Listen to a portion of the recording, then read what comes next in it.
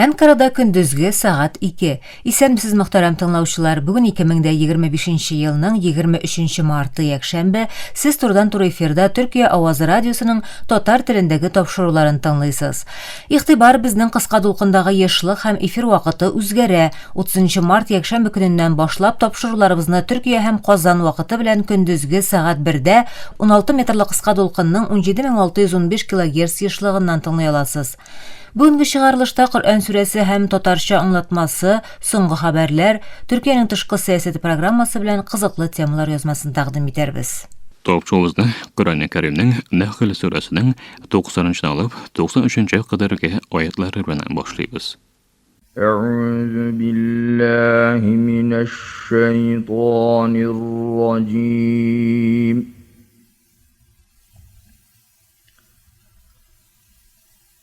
بسم الله الرحمن الرحيم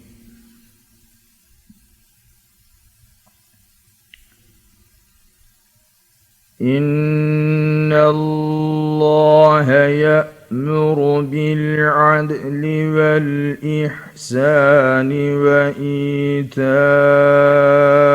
ذي القربى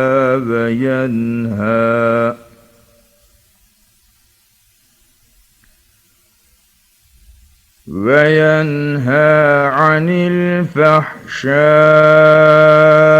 والمنكر والبغي يعظكم لعلكم تذكرون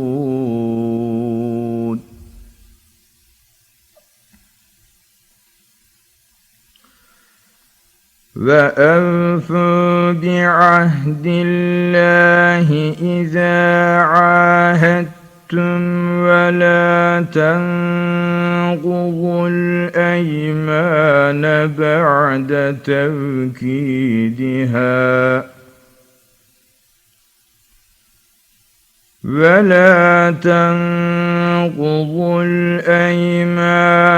بعد توكيدها وقد جعلتم الله عليكم كفيلا إن الله يعلم ما تفعلون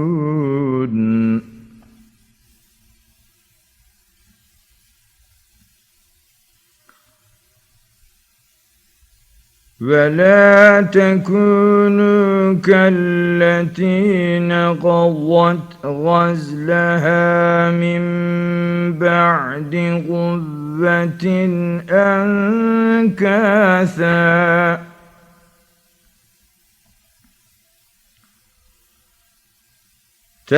تتخذون أيمانكم دخلا بينكم أن تكون أمة هي أربى من أمة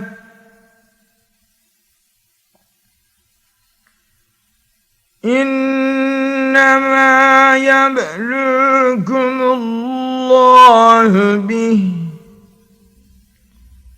وليبينن لكم يوم القيامة ما كنتم فيه تختلفون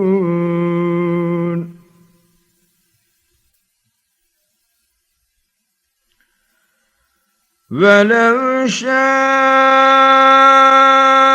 الله لجعلكم أمة واحدة ولكن يضل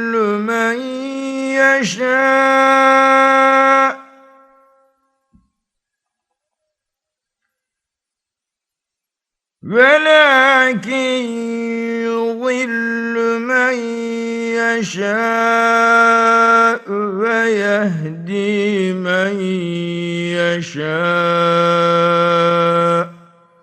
ولتسألن عما كنتم تعملون صدق الله العظيم. Rahman ve Rahim bulgan Allah ismi bilen. Haktır ki Allah gadil bulurga, iyilikli bulurga, kardeşlerimizge yardımcı bulurga buyurdu. Jirengeç işlerini, hüsnütlükünü ve muzluk gamellerini toydu. Belki de siz nihayet iyiye kilirsiz deyip ol sizni kisete. Kilişu tüzügensiz iken, söz bergensiz iken sözügüzde turağız, vəğdə etgensiz iken vəğdəğizni ötegiz, ant içgensiz iken antağızını bozmağız. Allah ismi bilen bergen antağızga, nazarıgızga birekde doğru qalığız. Siz Allah'ını özünüz için şahit ettigiz. Şek yok ki Allah sizden ne qılaşağızını bilip tura. Күзәнәкләрен тагыз итеп бәйләвен сүтеп ташлаган хатын хәлендә калмагыз. Бер халык икенчесеннән сан ягыннан да байлыгы белән дә өстен булырга мөмкин. Ләкин ул өстен халык өстен булмаганын кыерсытмасын. Үз мәнфәгатегезлегенә күз оңында тотып, берген антыгызны хәйдә мәкер белән бозып, әнә шул хатын шикелле була күрмәгез. Allah sizне шулай сынап багы. Һичшиксез Allah сезнең пара гаугалашканыгызның сәбәбен кыямәттә ачык күрсәтер. Әгәр дә Allah ихтияр итсә, барыгызны да бер өммәт, бер халык иткән булыр иде. Ләкин ул адашырга теләгәнне адаштырыр, игелек кылырга теләгәнне тугры юлга чыгарыр. Кылганнарыгызга күрә сез җавап тотачаксыз, җәзасын алачаксыз.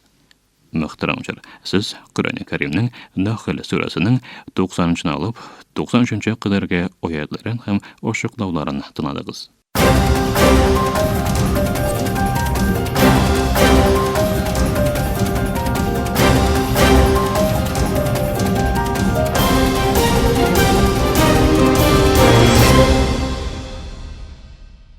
Соңгы хәбәрләр белән дәвам иттерәбез. Израильнең 18 мартта утны туктату килешүен бозуыннан соң Газзага ясаган һөҗүмнәрендә үтерелгән фәләстинлеләрнең саны 600-дән артты. Кичәге бомбалаудан соң күп санлы яраланучылар Газзадагы Әл-Ахли Баптист хастаханәсенә китерелде. Һөҗүмдә 13 фәләстинле һәлак булды, 6-сы бала. Хамас хәрәкәте утны туктату килешүенә кире кайту өчен арадарчылар белән сөйләшүләрне дәвам итүен, тик Израиль хөкүмәте рәисе Беньямин Нетаньяхуның моны киртәләвен җиткерде. Израиль көчләре Йорданның басып алынган көнбатыш үзәнлегендә дә фәләстинлеләргә зулым күрсәтә. Бик күп авыл һәм шәһәрчеккә баскын оештырыла, 7 кеше кулга алына. Израиль Ливанга һөҗүмнәрен дә кабат башлады. Илнең көньягы һәм көнчыгышындагы авыллар утка тотылды, анда 7 кешенең гомере өзелде, 40-ы яраланды. Араларында балалар да бар. Türkiye Газза өчен дипломатия өстәлендә. Газза контакт төркеменең 8 әгъзаиләренең министрлары, Гарәп берлеге һәм Ислам хезмәттәшлеге оешмасы гомум сәркатипләре кабат бергә җыела. Бүген Мисыр башкаласы Каһирәдә узучы чарада Төркия тышкы эшләр министры Хакан Фидан да катнаша. Ул 4 мартта Гарәп лигасының чираттан тыш саммитында кабул ителгән Газзаны кабат торгызу планын яклауларын расаячак, төбәктә утны туктату этапларының тиз арада тормышка ашырылуы һәм тынычлыкның даими хәлгә китерелүенең әһәмиятен ассызыклаячак. Моннан тыш Төркия министры гуманитар ярдәмнәрне кабат башлауның тормышчан әһәмияткә ия булуына игътибарны җәлеп итәчәк. Җыелышта Фәләстиннең бәйсез һәм суверен дәүләт буларак танылуы өчен эшләнүче уртак тырышлыклар да каралыр дип көтелә. Газза контакт төркеме 2023 елның 11 ноябрендә Төркия, Фәләстин, Индонезия, Катар, Мисыр, Нигерия, Сугуд Гарәбстаны һәм Иордания катнашында төзелде. Русия армиясе Украина башкаласы Киевка төнге сәгатьләрдә дрон һөҗүме ясады. Илнең гадәттән тыш хәлләр хезмәте белдергәнчә, кайбер биналарда янгын чыкты һәм анда 3 кешенең гомере өзелде. Дистәләрчә кеше эвакуацияләнде. Украинаның һава саклану системалары активлаштырылды. Сүриядә сугыш төгәлләнгән чараларны бәяләү өчен эшчәнлекләр тизләтелде. Еллар буе дәвам иткән бәрелешләрдән соң ил кабат аякка басарга тырыша. Бу процесста Төркия Сүрия халкының янында тора. Төрк хезмәттәшлеге һәм координация агентлыгы ТИКа сугышның эзләрен сөртү, арган йөрәкләргә өмет бирү өчен Хумуста азык-төлек җыелмалары тарата. Елларdır дәвам иткән ачлык һәм ярлылыкны бу ярдәмнәр белән бераз булса да җиңеләйтергә исәплиләр. Якынча 500 тартма азык-төлек сугышның җимерекләренә карамастан тормышны дәвам итәргә итәргә тырышучы гаиләләргә өмет бирде. Тика төркемнәре Хумустагы Төркмән авылы Тыллыфка ярдәм кулын сузды. Биредә шәһид, сугыш инвалидларының гаиләләренә азык-төлек тараттылар. Сугышта өйләрен, якыннарын югалтканнар Төркиянең бу теләктәшлеге белән ялгыз булмауларын тагын бер тапкыр хис итте. Нигерның Кокору төбәгендә бер мәчеткә ясалган террорчы һөҗүмендә кимендә 44 кешенең гомере өзелде. Ички эшләр министры Мөхәммәд Таумба вакыйгада 13 кешенең яралануын, 4-сенең хәле авыр булуын белдерде. Ул һөҗүмне Диашка бәйле террорчы оешмалар башкаруын җиткерде. Хөкүмәт бүгеннән башлап 72 сәгатьлек милли матәм игълан итте. Сахел районындагы Буркина Фасо, Мали һәм Нигер соңгы елларда террорчы оешма Әл-Каидага бәйле төркемнәр һәм Диаш һөҗүмнәренә дучар була. АКШның Нью-Мехико штатында бер паркта булган кораллы һөҗүмдә 3 кешенең гомере өзелде, 14 яраланды. Вакыйга көндезге сәгать 10-нарда Лас-Крусес шәһәрендә була. Һөҗүмне билгесез кеше яисә төркем башкара. Вакыйганы тикшерү бара. Көньяк Кореяда җомга көнне башланган һәм җил тәэсире белән киң мәйданга таралган урман янгыннарында югалтулар артты. Бер янгын сөндерүчесендә кертеп, тагын 2 кеше һәлак булганнан соң үлүчләр саны 4 булды. Моннан тыш 6 янгын сөндерүче яраланды, берсенең хәле бик авыр. Янгын аркасында кимендә 500 кеше вакытлыча сыену урыннарына эвакуацияләнде. Бу соңгы хәбәрләр иде.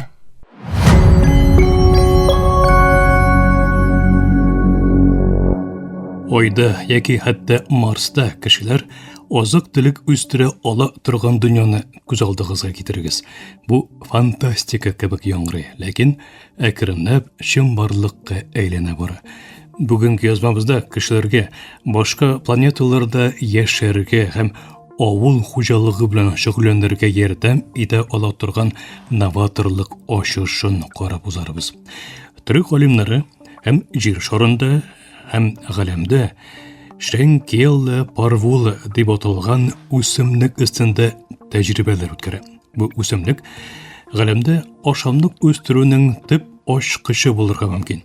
Әйдәгез, ничек булганын беркәләп карыйк.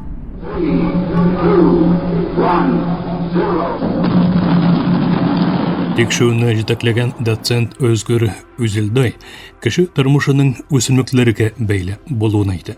Алар безгә кислород һәм азык-төлек бирә. Икесе дә төп яшәү чыганагы. Ләкин башка планеталарда яшәргә теләсәк, зур бер проблема бар. Реголит дип аталган туфрак. Бу космоста, галәмдә булган туфрак türе. Ул җир шарыбыздагы туфрактан тулысынча аерылып тора. Ул агулы һәм уңдырышсыз, зарарлы тузлар һәм металлар белән тулы. Özgür реголитның өске катламнарының без куллана торган үсемлекләренең тамырларын үстерү өчен бик тыгыз булуын аңлады. Өстәвенә, реголит суны җирдәге туфрак кебек тотмый һәм җир шарыннан су китерү бик кыйммәтле булачагы өчен шушы катлаулы шартларда азык үстерүнең яңа юлын табуыбыз кирәк. Нәкъ менә шушында Шенкелле парвулы ярдәмгә килә. Төркиянең Туз күленә хас бу шыдам кечкенә үсемлек тузлы шартларда исән калалы.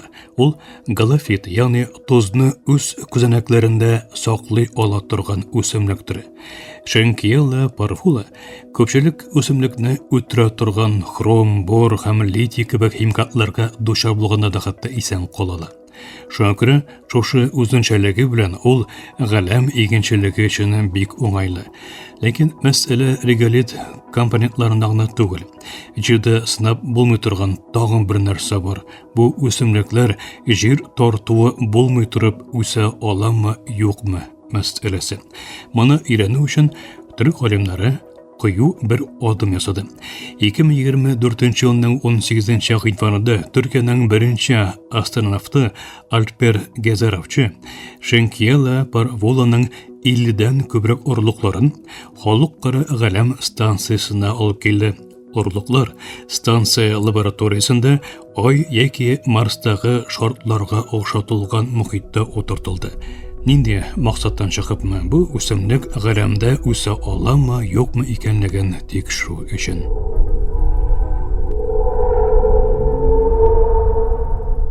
Һәм бу эшләде.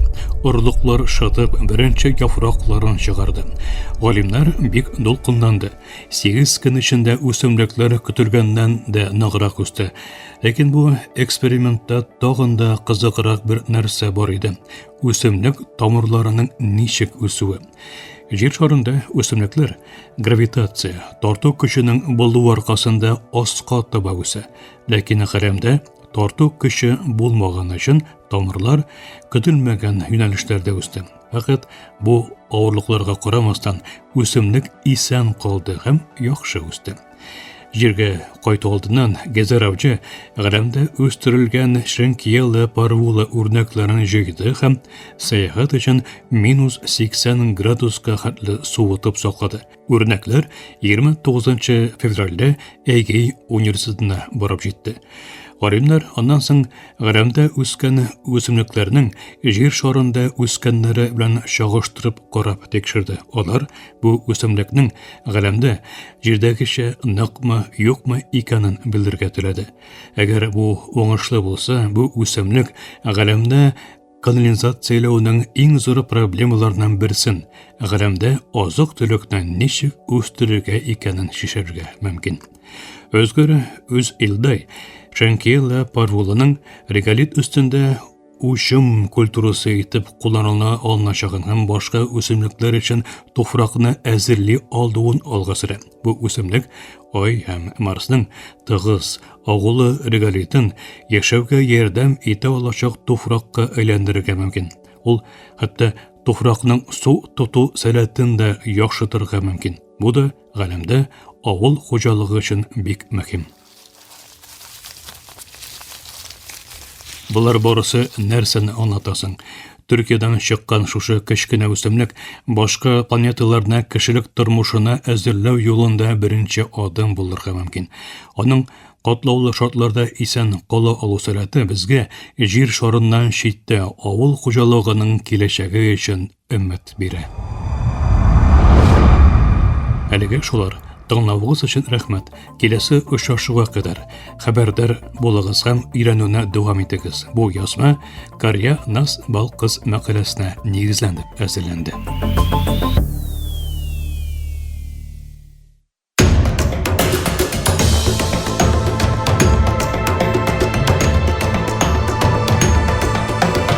Кырык бер телдә дөнья хәбәрләре trtworld.com адресында.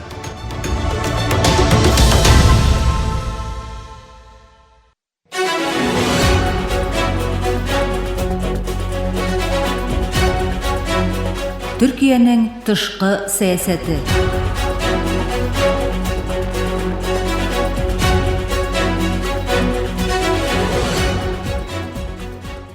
Төркиянең тышкы сәясәте тапшыру тизмәбезнең бу бүлемендә якын көнчыгышта хәлләр яхшырган вакытта Төркия белән Ливан мөнәсәбәтләре турында сүз барачак. Сезгә халыкара мөнәсәбәтләр белгече Җәмил Дугач Ипәкнең бу хактагы язмасын тәкъдим итәбез.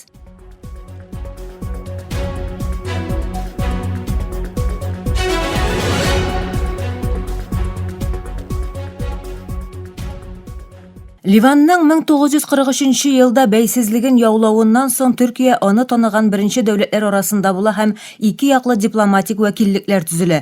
Бигрәк тә Ливанның легендар хөкүмәт рәисе Рафик Хариринең 2004 елда Анкарага рәсми сәфәре мөнәсәбәтләрдә борылыш ноктасы иде һәм шуннан соңгы елларда ике яктан бик күп югары дәрәҗәле затларның зиярәте тормышка ашырыла. Якын көнчыгышта хәлләр җайга салынганда төрек кораллы көчләренең диңгез һәм җир элементлары ЮНИФИЛ кул астында Ливанның көн ягында тынычлык торгызуга өлеш кертә. Моннан тыш Төркия Ливан армиясенә логистика һәм гуманитар ярдәм дә тәэмин итә. Региональ иминлек нисбәтеннән исә Сүриядәге ватандашлар сугышы ике илгә дә йогынты ясый. Ливан якынча 1,5 миллион, Төркия 3,5 миллион тирәсе Сүрияле мөһаҗирне үзенә сыендыра. Бу уртак проблема иминлек һәм гуманитар хезмәттәшлекне мәҗбүри кыла. Анкара һәм Бейрутны сыйынучылар мәсьәләсендә тәҗрибә уртаклашу һәм халыкара йөкне бүлешү чакырулары берләштерә.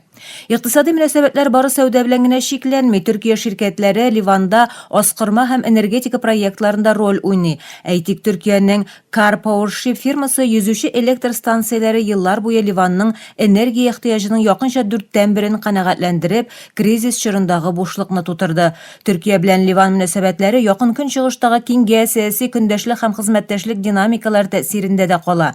Ливан тарихта гел Сүрия, Иран һәм Сауд Гарәбстаны шикелле илләрнең йогынты көрәше сәхнәсе була. Төркиянең дә төбәк сәясәтләрендә әһәмиятле урын тота. Әнкара Ливанда көчле Иран тәэсиренең символы булган Хизбуллах белән дистанция саклый һәм әлеге оешманың региондагы йогынтысын үз мәнфәгатьләренә янау буларак күрә.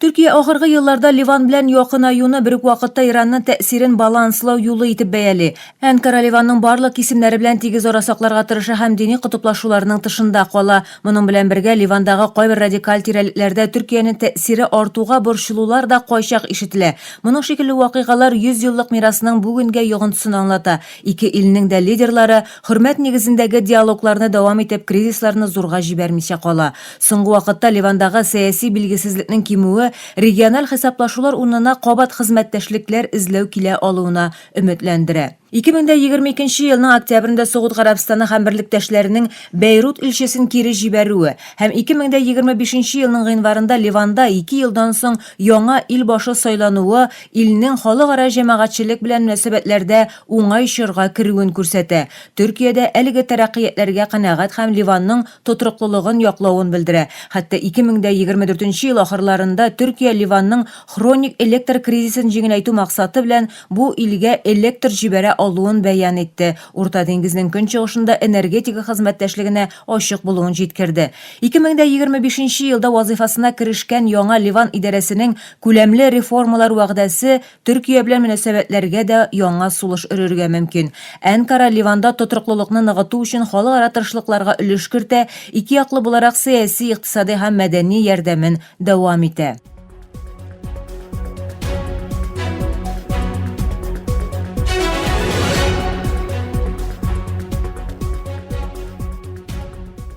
Берничә ай элек Төркиягә килгән Ливан хөкүмәте рәисе Нәҗип Микати булай диде: Ливан үз тарихында нинди генә авыр һәм катлаулы чордан узмасын, Төркия безгә гел терәк булды. Ливан зур кризис кичерде, тик бу кризиста башта Аллаһка, аннары Төркиягә шанырга кирәклеген аңладык. Соңгы вакытта регионда вазгыять җылына, бу Төркия белән Ливан мөнәсәбәтләренең әһәмиятен тагын да арттыра. Нәтиҗәдә ике ил арасында дипломатик, икътисади һәм мәдәни бәйләнешләр, тарихи тирәнлек, ике яклы мәнфәгатьләргә таянучы хезмәттәшлек һәм халыкларның дуслыгы нигезендә үсә. Төркиянең тотроклы якын көнчыгыш хыялының киләчәге өметле. Мөхтәрәм тыңлаучылар, Төркиянең тышкы сәясәте тапшыру тизмәбезнең бу бүлемендә сезгә халыкара мөнәсәбәтләр белгече Җәмил Дагач Ипәкнең якын көнчыгышта хәлләр яхшырган вакытта Төркия белән Ливан мөнәсәбәтләре язмасын тәкъдим иттек.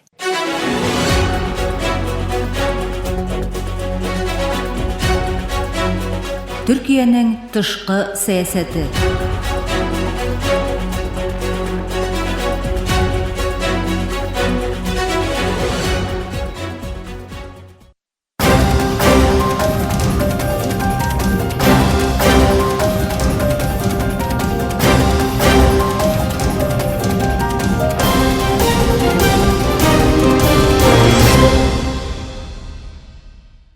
Мөхтәрәм тыңлаучылар, Төркия авазы радиосының татар телендәге тапшырулары шушының белән ахырына якынлашты.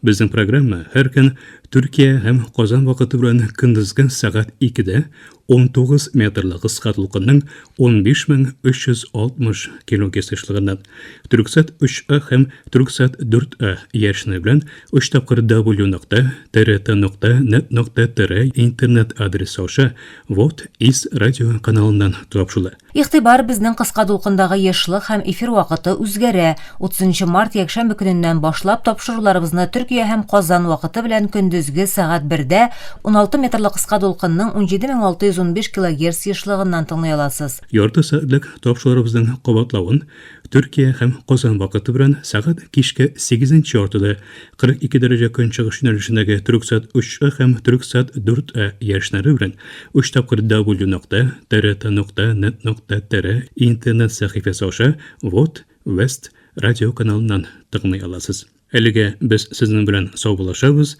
Эфирдә киләсе очрашуга кадәр.